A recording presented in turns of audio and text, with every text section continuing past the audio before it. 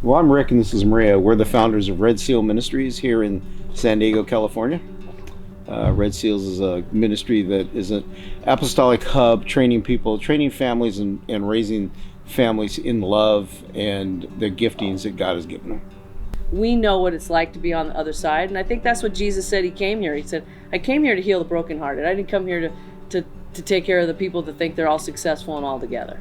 But there's nothing that's better than what we do now, and that's sowing into people and sowing into what they're going to become and who they are. And when people want that, they accept it. We love what we're doing. Yeah. And then there's a price to pay for answering a call too for the Lord. And I think, like with Abide, Ruth, and Orion, they know what it's a high cost. And the more you're willing to pay the price, the bigger the influence. Not everybody can handle that, but you just keep saying yes, and God keeps teaching you and molding you. And, as a woman, women aren't allowed to preach in churches, and it's been like that for years. And God puts me in these places where I'm preaching to men and women. And I never asked for it. I was a makeup artist, right?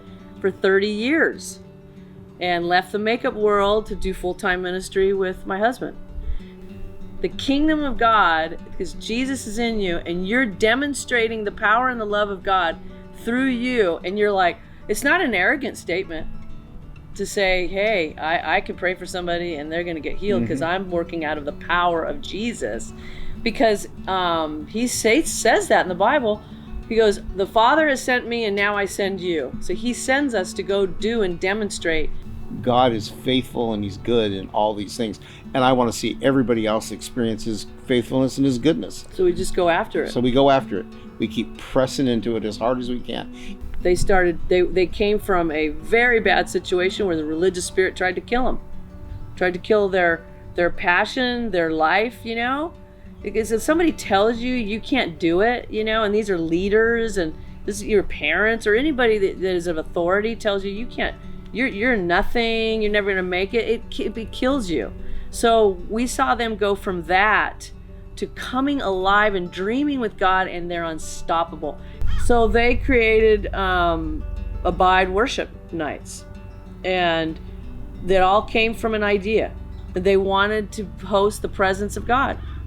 The church is happening, and we've got to get a broader look at what God was saying, because limiting it to that building having to be open at 7 o'clock in the morning on Sunday and then it closes and you can't come back until midweek study on Wednesday, that limits us from a God that's super big.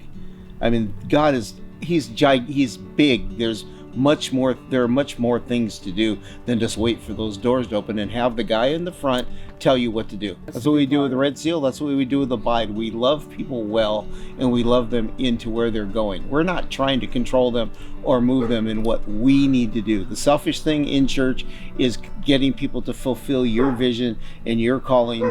No. I want you to fulfill who you are. That's what Ruth and Orion want. That's why Abide worship is so powerful and why it's going to continue to grow, because people come for authenticity and the family unit that goes on there.